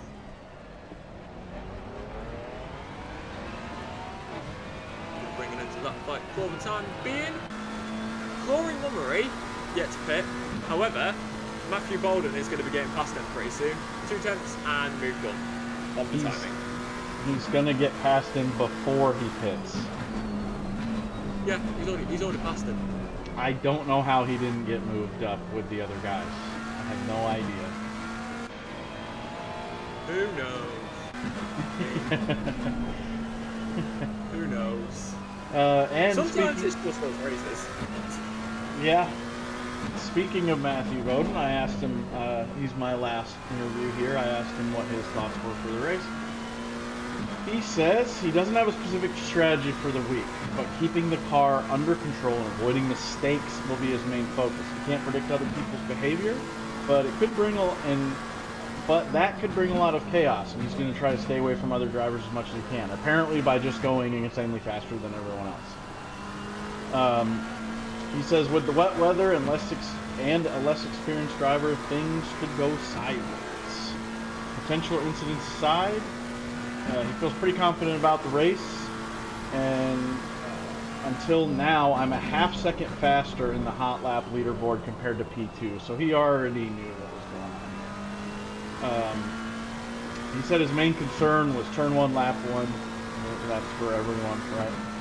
And people not getting too aggressive on their brakes, which most of the time it actually seemed like maybe not getting aggressive enough sometimes. So his prediction was that he will qualify in P1, and if all things go well, he will maintain the podium, the top spot in the podium. I would say he's maintaining the top spot on the podium. Like blustering pace right now. 4.1 seconds ahead. Yeah, like I said, the best way to stay away from other drivers is to just be much faster. And he's pulling it off. Let that sink in how far ahead he is. He overtook Corey Mummery like a minute ago. That man is absolutely flying on the circuit right now. There's only really one gap, which is close, and that is the gap between P14 and P15 of Lenu Gold and Danny Scarborough. I would say Lenu Gold, not the race they would have hoped for tonight.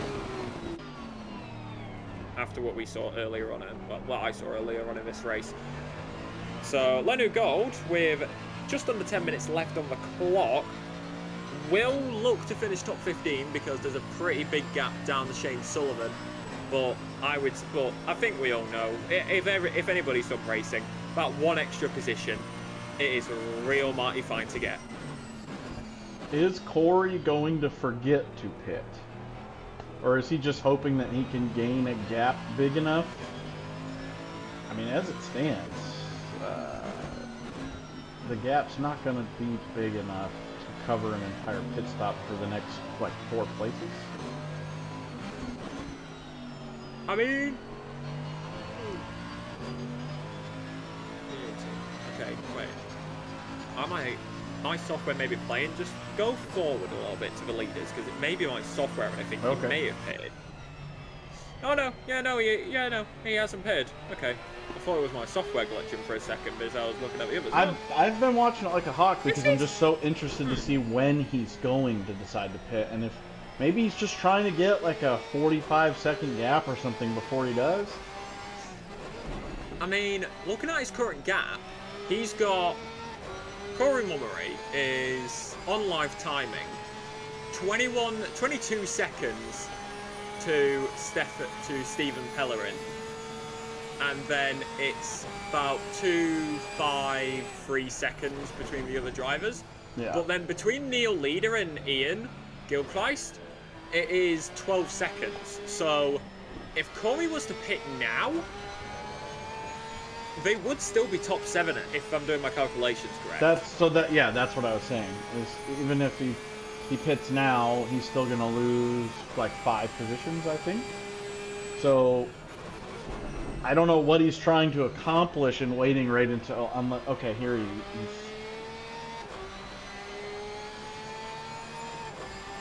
Oh, I don't know why I assumed he was gonna pit there, but he's not.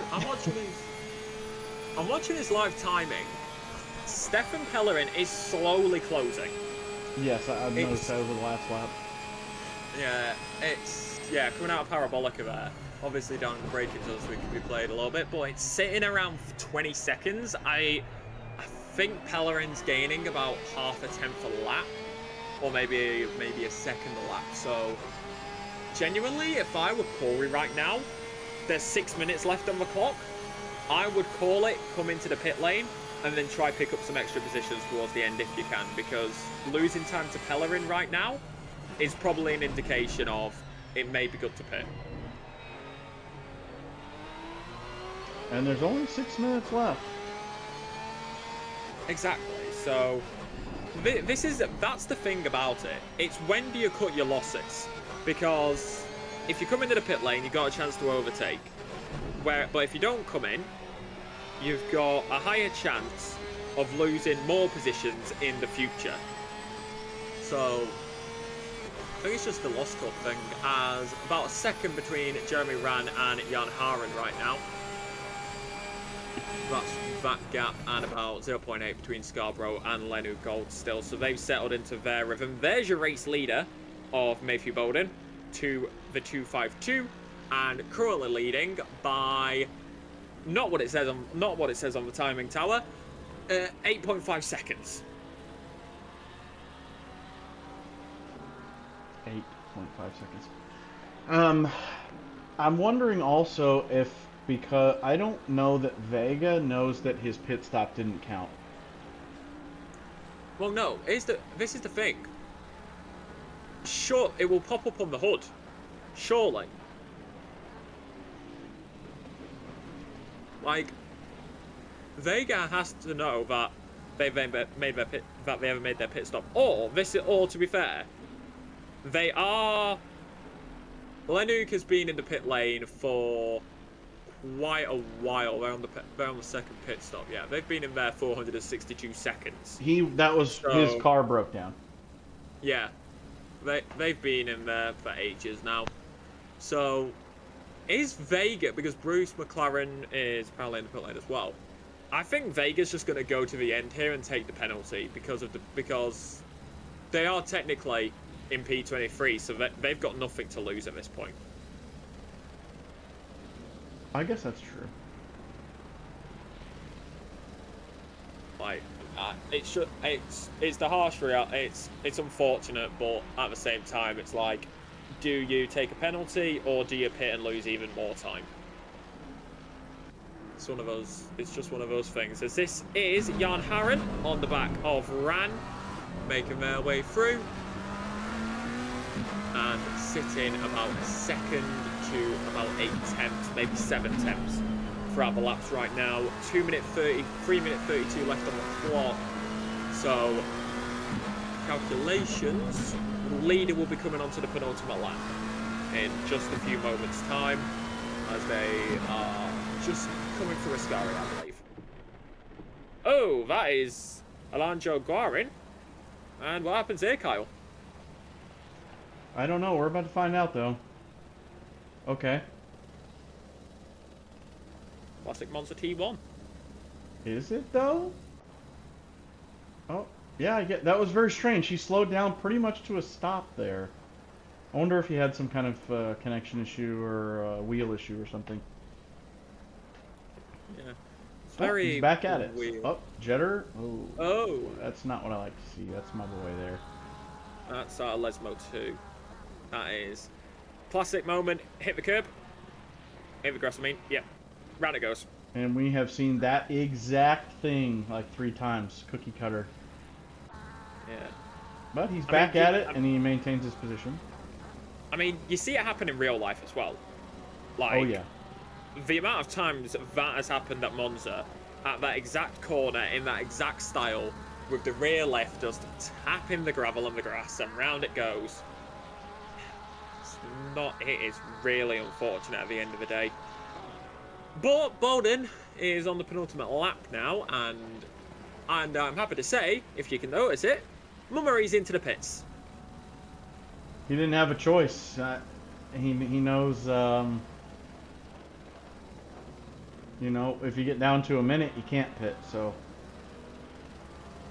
that was bold. That was a bold move to wait till the last minute to do your pit stop. But oh, they've come out worse than I thought.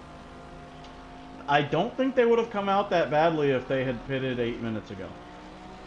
Yeah, P11. Possibly going to lose out to Jetta as well further back, as we're going to see the leader come here onto the final lap. But Jetta, 1.3 seconds behind Corey Mummery. You can see it. Yeah, I definitely think that Corey should have pitted a few laps earlier. Because that's a real tough one there. They are 3.6 seconds behind Parsons, so I think the top 10 is out of the question.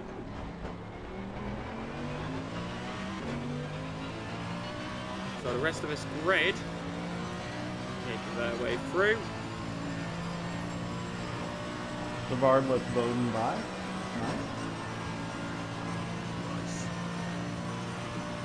Scarborough is going to be on Lenu Gold, 4/10 at the moment. Race leader, as this is further back, Danny Scarborough trying to close in on another car. That is going all over the place. Gold is right there with him. Danny Scarborough is into this segment, into Ascari. There is a learner plate on the back of that car as they open curbs. I don't know how I'm just noticing that now. That is all over the place. Heron as well, further forward, is 4/10 off Jeremy Ran towards the end of this race, so that's how it's going to be. White flag will fly. 1 minute 16 at the moment, 30 seconds, about 40 now, until the race leader of Bordeaux, or Bowden, will come across the line, and they are making their way through. It's been consistent, it's been clean, and this fight is going to go all the way to the start-finish line. But all eyes will start to go to the leader tonight, because it's been another dominant race in a dominant fashion. It's been wet, it's been slippy, it's been Monza, but you quell the beast, you quell the storm with the fastest lap of 1:53.772. And to take it to the top step, it's Matthew Bowden who wins at Monza in round number 4 of the SRA D4 season, in season number 18. As further back, you've got plenty more. Jane Harron, who is going to be trying to get closer, but unable to get that one that time round. You've got Danny Scarborough on Lenu Gold as well. Stefan Pellerin now into Parabolica. I'll let you take this one, Kyle. As, there is Danny Scarborough over the curb. Ugh. Stephen Pellerin's going to come across here. P2. And P2, Mayer. P3. Everybody's all of a sudden right on each other when it comes to the end of the race. P1, P2's Pellerin, P3's Mayer, P4's Rand, P5's Heron, P6. Well, I will also. I do just want to point this out. Mayer, top of the silver drivers, the only silver driver on the podium in P number 3, and top of the silver drivers by 9 positions. I knew we had a fast silver guy in here. Parsons looking to come across for P10 now. Jetter and Guarin are not far behind. Indeed. Mummery is across as well. It could have been different, but unfortunately not. Jetter, P number 12. Garin, P number 13. Gold will be P number 14 with Scarborough, P number 16. And we'll get it full in a minute because people are starting to leap the server. Yeah. And Sullivan is next across the line with Bin Sharif making their way through as well. They come across, and that is going to be that. Nice and consistent. I think we got McLaren is coming across the line now. Leon he's back on track. Whatever his issue was, he fixed it, and he's running his last lap as he comes across here. Lovely. With the longest lap time. Lovely racing. I mean, what a race that was. And at finishing order, Bordeaux wins 31.7 seconds. Bowden, Pellerin, and Meyer. Okay, 31.4 apparently on that. Okay, let's see if we can get some interviews. And if you will listen to the stream and let me know if there is music playing on this slide. Okie dokie. Oh, or there will be, I guess, because it's the intermission screen. How can I avoid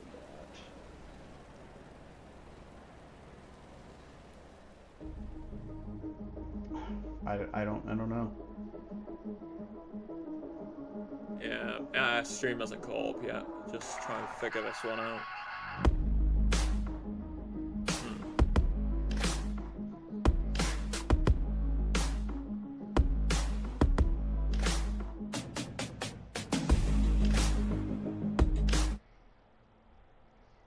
Trying to figure out. Ooh. Speak. Hello? Is it Yeah, working? that music is there. It's loud. But obviously, have you figured it out? Because Did it stream is stay a bit there? I crazy. went and I went to all anything that has music playing on any channel, and I turned it down. Hey! We got it. It's fixed. Okay, thank goodness. I'll figure that out later. If everyone is still with us, I hope they are. We are going to pull in our top drivers if they will talk to us. Oh, well, And I'm already on the case, and we're pulling in Maya first.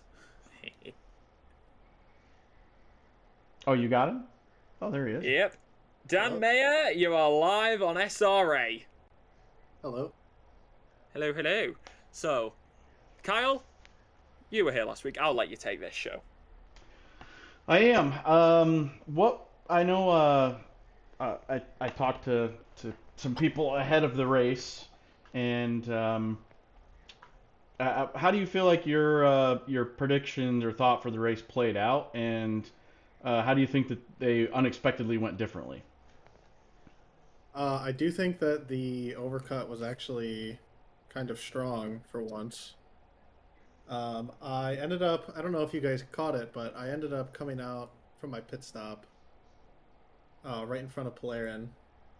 But I biffed that chicane, so he managed to get ahead of me, and then I just could not catch back up to him.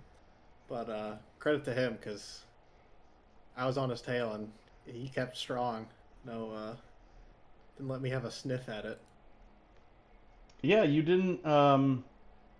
I mean, from that point on, it was a pretty consistent race. So other than that one little hiccup in the chicane, was it pretty much just like practice, and you didn't really face any issues you didn't foresee?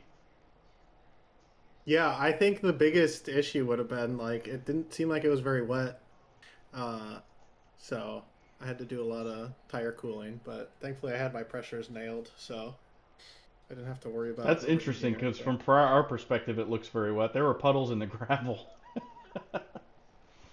Compared to the practice servers, at least it was pretty. It was pretty dry. Oh, I see. Okay. Well, Yeah. Alexa, Well, you got any questions? Yes, first of all, congratulations on the win in the silver class. They only by 9 positions in that race. Going into Donington Park, how are you feeling about that one? Because high-speed circuit with a few medium and slow speed, just like Monza. It's not one of my better tracks, but I do enjoy driving it. So looking forward to practicing it and seeing what happens during the race. Indeed. And chat has been saying, promote Mayor to D3. What is your response to that? No, thank you. Before I let you go, sir, anybody you'd like to give a thanks or a shout out to?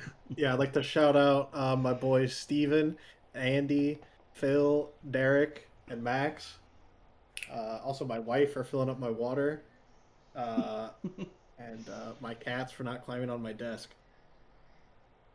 Well, I'm sure they'll appreciate that, and I shall let you go. So I'll put you back in your D3, D4 place, and have a good rest of your night, sir. Thank you. You too.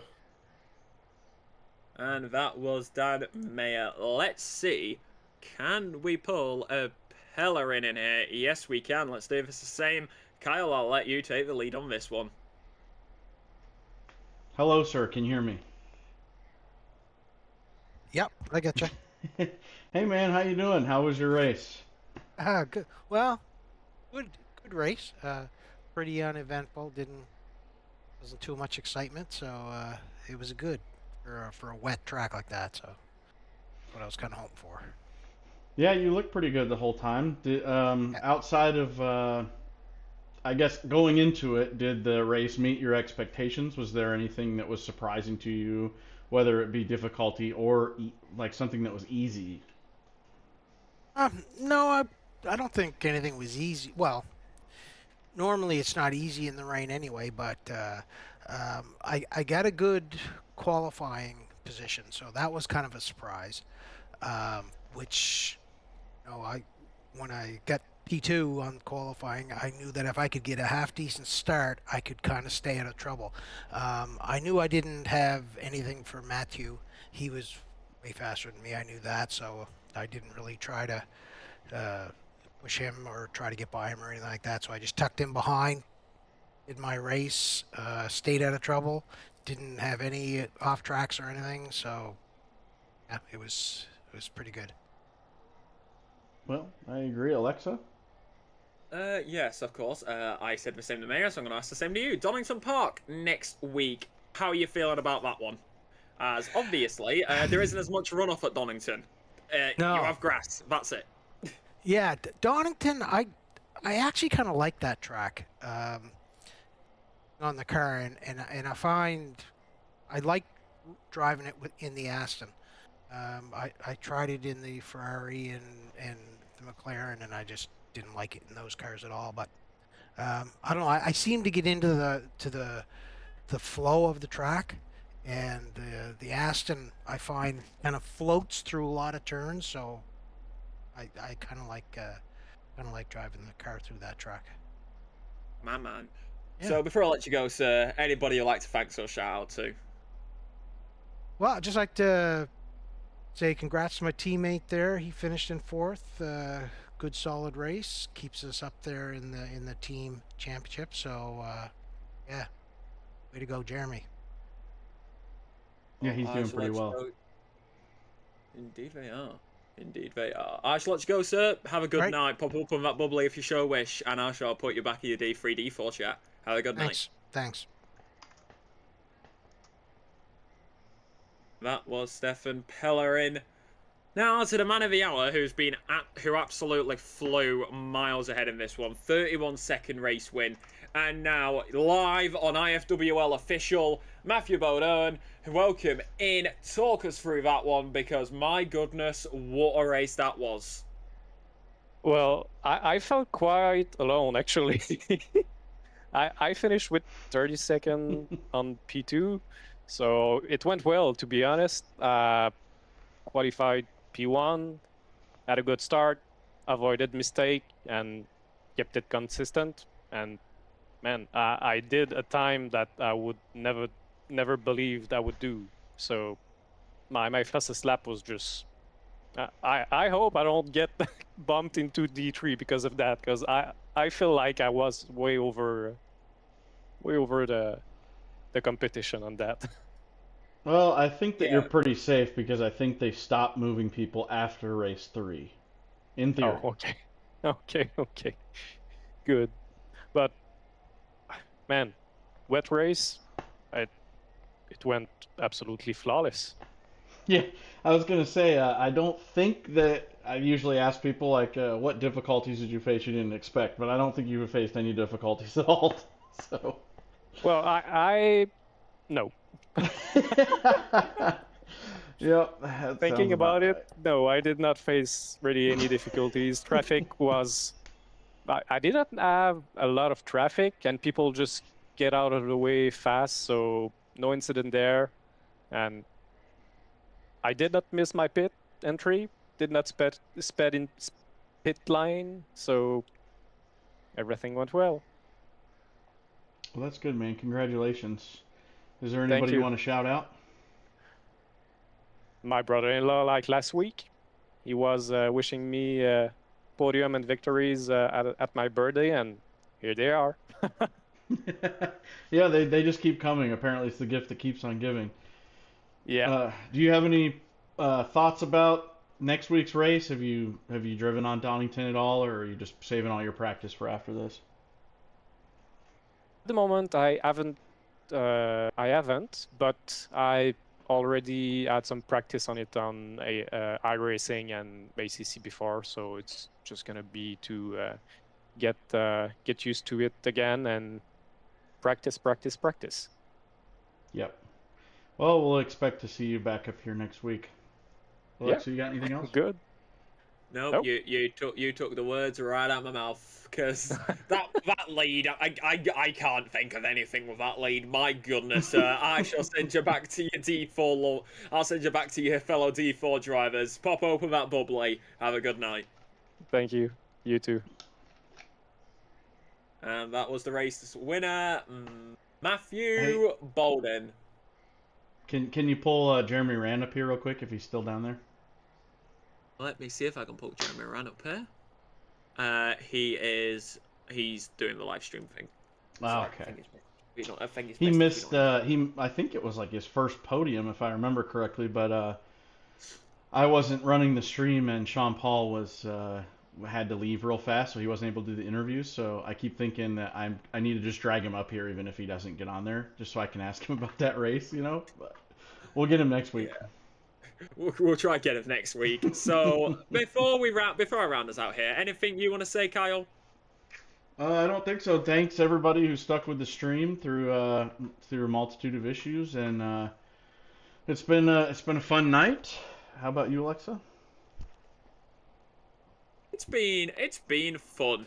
It has been fun to say the least. That was Monza in the wet, and we'll be back with you next week when we go to my home place, and actually will be my own place when we go come later this year.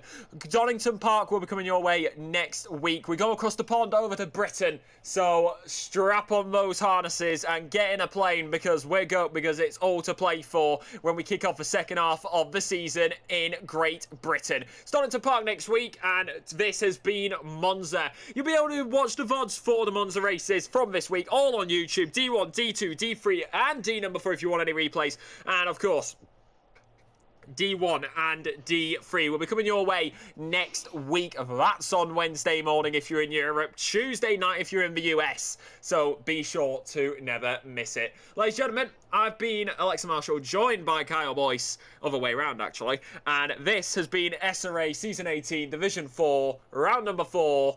We'll see you next week. Good night. Bye everyone. Love you.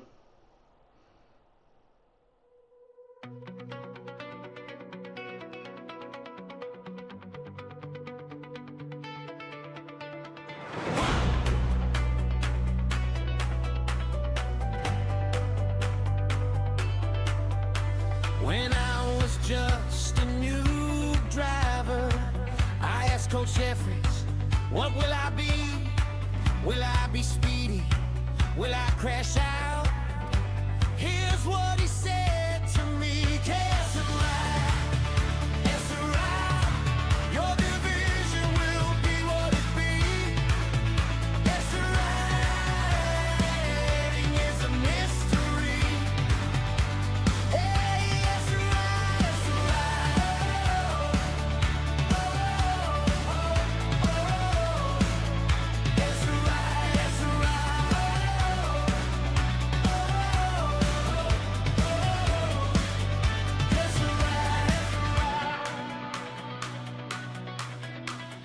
when I ran my first endurance, I asked my team, what life